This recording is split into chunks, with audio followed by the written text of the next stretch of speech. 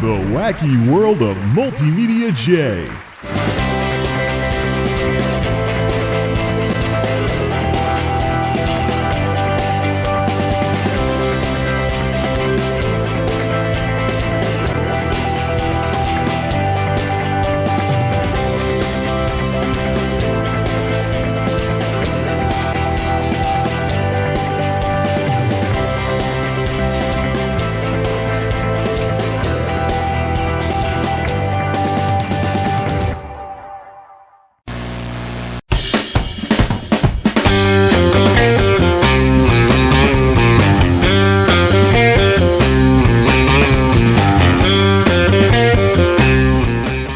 Yesterday's subwoofer fiasco left a lot of unanswered questions on the table.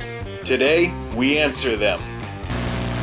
First, I took a look at the crossover for the Z5500s and it was 120 Hz. I think what I was hearing was not leaking LFE. I think it might have been a little bit of distortion from the amps all stacking one after another. Stacked amps sometimes refers to physical stacking of amplifiers. In this case, there's a little bit of electrical stacking going on, which means we gotta be careful if we link amps up like this, because that's probably what killed that woofer. Well, the woofer in the Klipsch box was over 10 years old anyway, so, yeah. It had a good run. Thinking of some replacements, I went looking for it last night. So we got the two Klipsch 4.1 sats here. Everything's coming over to the Logitech, including the mid-range. I changed the connection over to the headphone out on the AV receiver. So it's coming out at headphone levels. Put the volume down to where it doesn't distort on this end.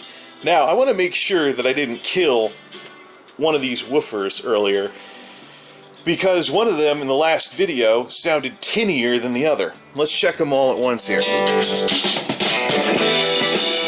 working. That's working.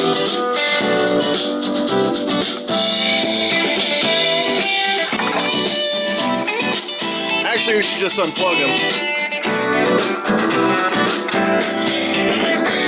Yep, that's still moving. Obviously.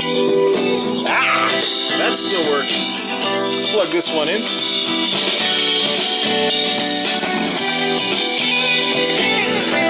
Yep, still going strong. Yeah, they still work. I don't know. It must have just sounded that way. Maybe there was some LFE leakage. Regardless, the likely future... That's enough of that.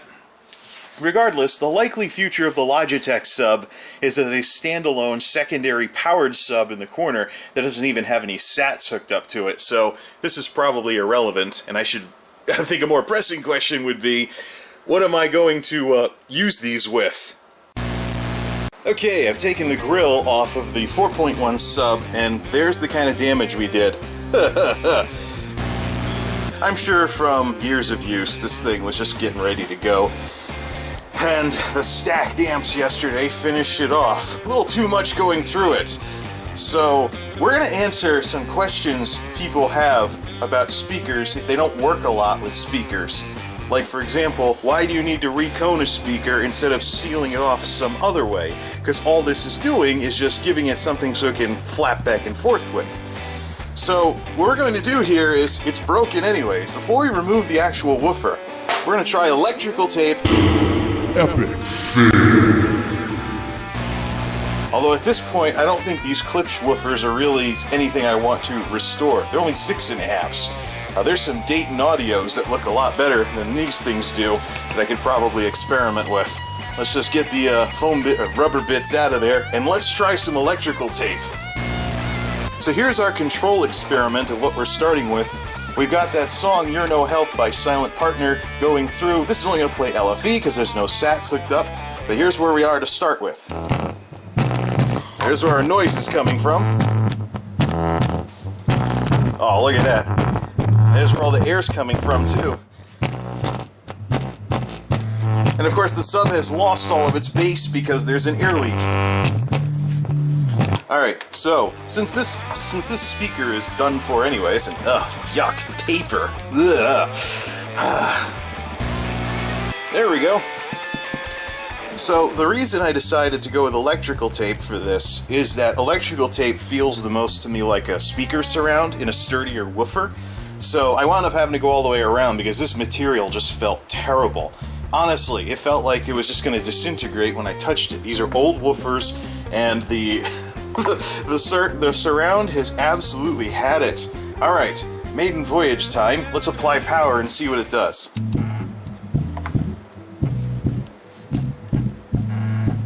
What's the farting noise? Is that port noise?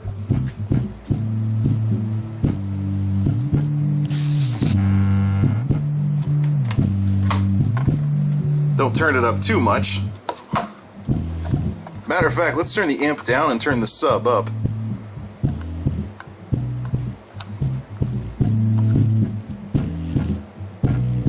I think the fart noise might be because the other speaker's excursion might be getting limited, so I probably shouldn't turn it up much more. Matter of fact, I should probably do this with the other speaker to reinforce the existing surround. Yeah, that's the fart machine. Some of these drum beats must be down. Oh yeah. Wait for the song to restart here. I can just cover it up and I can make it louder. Yep. That's this sub being a fart machine as usual. So considering that this stuff is the same old material, and I don't like how it feels, I wonder if I should tape. This is the one that still works. Ah, oops. The voice coils are still okay. So since we got the other one to stop rattling by electrical taping the edge of it, maybe I should reinforce this surround with some tape. It's gonna look stupid, but hey, I don't know what this will do to the acoustics, but we might as well be fair in this case and just go all around on this one too. Okay, the fart box is back together. I still think there's a little bit of port noise that's factoring into that. The low end that hits around 30 and causes this thing to spit a lot of air out of the port. But this is kind of interesting. It is the sort of thing that the folks I went to school with back in the day would have done, though. On this side, though, you can tell where the thing broke. If you push down on the right spot, it starts making noise again. Where there's no surround left. So it's not a perfect replacement, but the big thing that it does is it seals the air. So just for a little bit at least, it makes the speaker function more like a regular speaker again. The next thing to fix is, I think some of the rattling might be from part of the surround that blew off. It's now rattling loose inside the box. Okay, the amp board is off, and looks pretty good actually. What I don't see is a giant relay like on the 5.1s. Just the power transformer on the power supply circuit. Big ass capacitor, but no bulging. Not seeing much else for any bulging caps on here. Interesting. Although I didn't have any problems with bulging caps on the 5.1, it was the relay that let go. So there's your 4.1 channel amp, and this one must be the subwoofer channel. Can you tell? It's going out to the accordion wiring for those things. There's our culprit right there.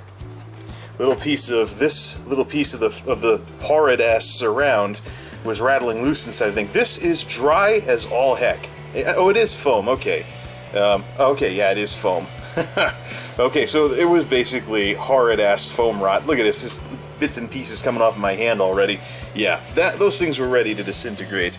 I think the next step, if I wanted to repair these still further, get these foam things out of there. Replace them with some 6.5-inch Daytons, like Parts Express has them, but that'd be $80. That's almost the cost of a new sub entirely, but the box is pretty well built.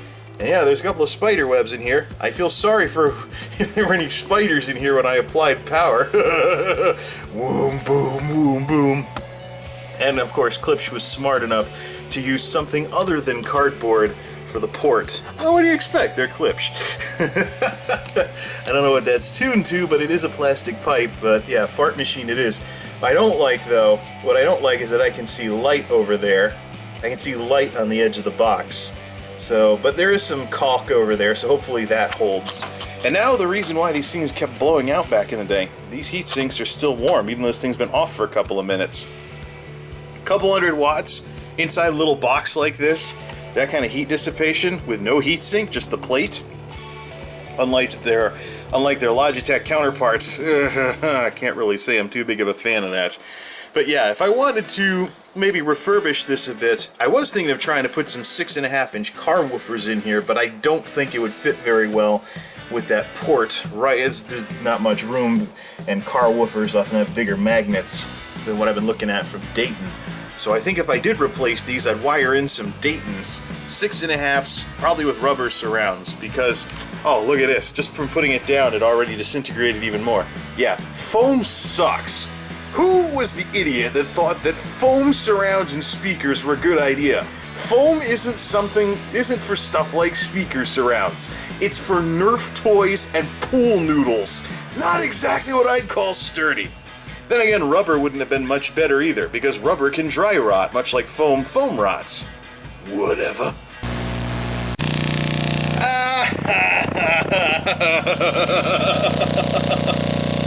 Remember how I said 30 hertz was this thing's worst nightmare? I think we're going to have the tape go all the way across the cone in order to have even a prayer that this might be any kind of long-term solution. I'm taping my speaker to make it more bassy.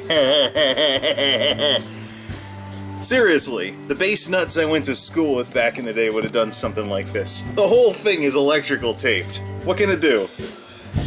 I like the rubberiness of electrical tape, though. I got a feeling once the adhesive is a little bit more set and it starts getting all gooey and smushy and stuff, this might be able to do some more excursion and whatnot. It is still moving. It may not limit the excursion after all. It's going to make sure there aren't any air leaks. Well, I got a feeling I just modified the acoustic properties of that thing so much that now I should probably do the same to this one. There's not going to be any visible paper left by the time I'm done with this. Got it! Finally! This grill was a pain in the neck, though. I accidentally bent it earlier. So you have to be careful with the volume to not stack the amps and blow this stuff, but it's pretty bassy. Even when it's on top of the table. Makes you wonder if I should probably do this with the double eights. We'll cross that bridge when we get to it. It was a pain in the neck just getting this grill back on, and even still, it's not totally on. Pain in the neck. I mean, we got this little cylinder look here versus the other side actually still fits. That metal, it's bent a certain way, and once it bends, that's it. I tried to guide it back to a proper shape with a bowl that fortunately happens to be about the size of a 6.5-inch speaker on the bottom. I think we've got this usable again. We'll see how long this electrical tape going every which way lasts. This is how sensitive this system is. Because it's already amplified coming in, we don't want to clip things any, so the recommended subwoofer level is 10 o'clock, and I got this thing up at 9 o'clock. No surround volume, and then the main volume can be at 9 o'clock as well. We got some humidity coming in later this week, so we'll see how long the fart box stays in one piece with the electrical tape going every which way. I think it might get better, though, as the glue gets a chance to set. If it doesn't peel up or curl up or anything, that can get rather gummy rather quickly. But I like the whole rubbery feel of the tape. It actually feels better than the original material did. I'm not so sure it's, it sounds better than it did before, but it's still 2 6.5s. There's the Daytons I was thinking of swapping them with. However, I think I'm past the point of 6.5s being bassy, if you know what I mean. I'm so used to 8s. I'm thinking that maybe the 2 6s should go to the project area, since, of course, all that electrical tape on the subwoofer is highly experimental at this point. But when it bottoms out at 30 hertz and you hear the thing become a fart box, it really gets annoying. You don't know whether it's port noise, the box being what it is, or maybe some of that electrical tape is coming loose. Let's play some stuff here. The Riot Pressure song. This has some clean bass. We should be kicking in any second now. There we go.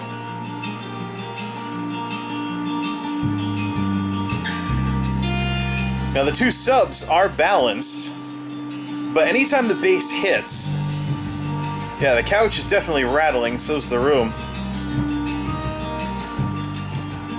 But I can hear that port. It's either the port, or it's the speakers clipping, or it's the electrical tape coming off. There is more bass, but there's also more fart noises too. I guess you could say, never let a 6.5-inch sub do an 8-inch sub's job. Then again, 6.5 inch isn't a real subwoofer anyways.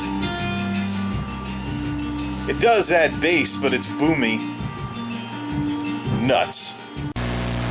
Vibe tracks, Take You. The 6.5s are going to be louder than the 8s in the front because of where we are in the room.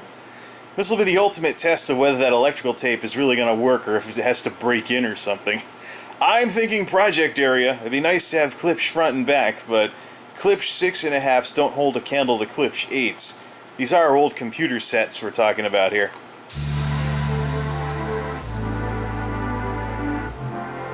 Aw, they bottomed out. They can't go that low. Well, the room's rumbling a little more.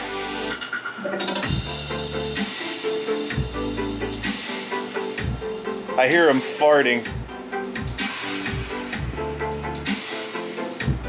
Yep. 6.5s can't handle this. Let's turn the gain down. It's at 30 hertz. It's at 30 hertz or anything that's really loud. It just bottoms everything out and just sends everything through that port.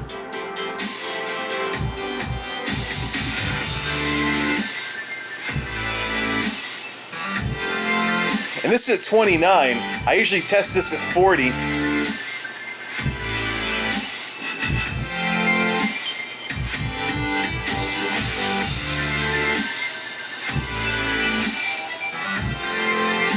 Nope, not liking it.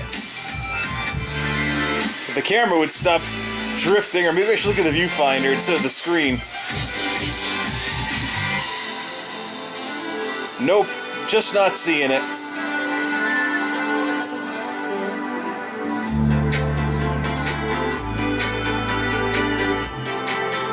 It can't go that low. Well, I suppose we could probably just run 30 hertz through it and just kill everything. I think if I want to have an ass-kicker sub behind the couch, it's going to have to be the 10-inch Logitech. Boomy though it may be, poorly tuned though it may be, crude though it may be, at least it's 10 inches and not 6.5, darn it! Okay, 40 hertz. Ready for an electronic whoopee cushion? Oh, listen to that. It's bottoming, well, not bottoming out, but let's bring it down to, I'm going to put it in here in order to use the arrow keys. Click into that, darn Netflix keyboard. 39, 8, 37, 6, 5, 4, 3, 2, 1. It starts quieting down around 25 hertz. Now it's all going to the front because these 6.5s won't even touch it.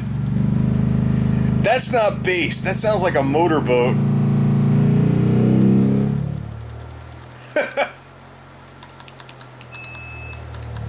And the laundry's done.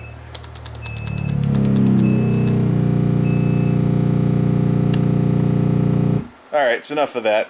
Nope, forget it. The 10-inch is going back there. Subwoofers are not supposed to sound like motorboats.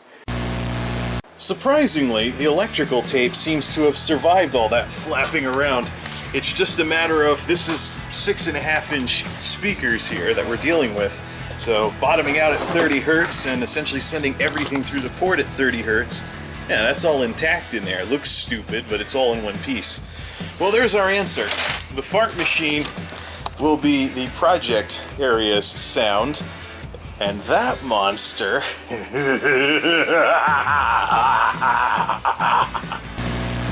much better. 6-channel direct plugged into the center sub channel going over analog, and now it sounds like this. Now that's overkill. I'm just wondering why the 10-inch has so much trouble going below 30 hertz. I mean, it is rattling the couch a lot more than the other ones were. Doesn't take much, too, to balance it out versus the front sub.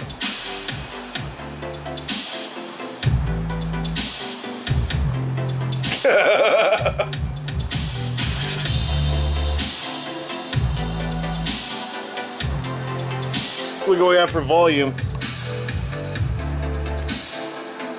Level, sub halfway, volume that much, and it's pushing it. Well, this is definitely the ass kicker sub I was looking for if I want to watch movies with a lot of explosions. Notice how it doesn't sound quite the same. Maybe because it's behind the sofa and not under something hard. But if we take it down towards 30 Hertz, we start losing the Logitech. And it all starts coming out the front.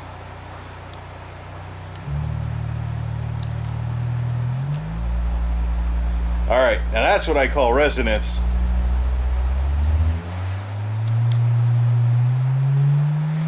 Wait a minute, that sub still sounds like it's doing stuff this high up. What the heck is that crossover set at? Yeah, 145 Hertz and I'm hearing activity from behind the couch. Poorly tuned piece of crap. There's the 100 Hertz.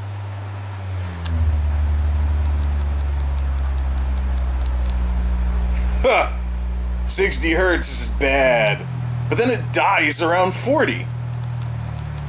That's gotta be some reflections or something, but then of course you go down into the 20s and most of the activity is now coming from the front. Oh, wait a minute. Okay, this thing can go down. Alright, now we're definitely out of range. Where's that 20 coming from? The front or the back? Good.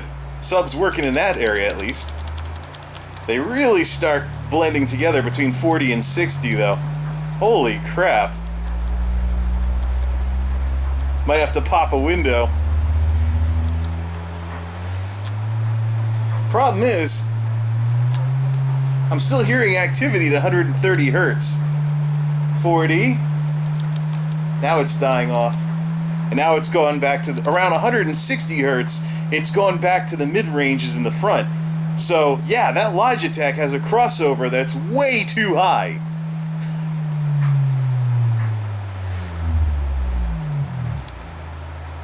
Alright, it's enough playing with this thing. Isn't it amazing what better surround material can do? Alright, let's go up through the frequencies and see this beast in action.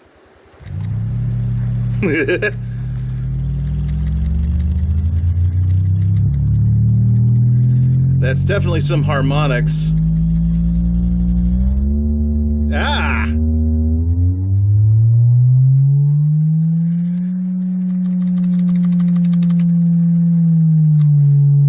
That's too high to be coming out of here.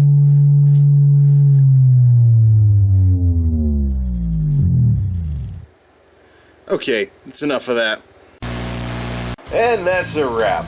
And it looks like my predicament continues. The Klipsch box that was rewired as a passive goes down deeper but isn't as loud. The ass kicker Logitech behind the couch is louder but doesn't go as deep. And then the hack job electrical tape 6.5-inch Klipsch subwoofer is in the project area for project sound. Nothing exciting and definitely nothing too bizarre.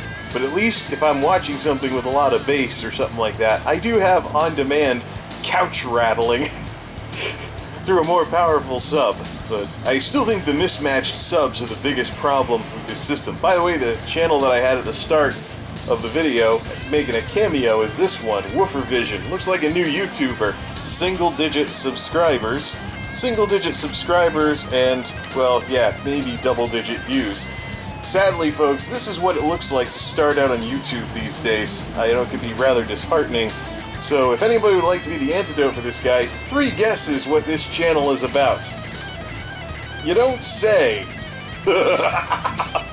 That's right, audio equipment. So it would be cool if this channel, if some of you folks that are interested in this tinkering with audio stuff, if you want to go check that out, go right ahead. Link will be in the description. For now, I think I'm going to call it a day, because this is supposed to be a holiday, and I've spent enough time goofing with audio equipment for this to practically be a shift of work.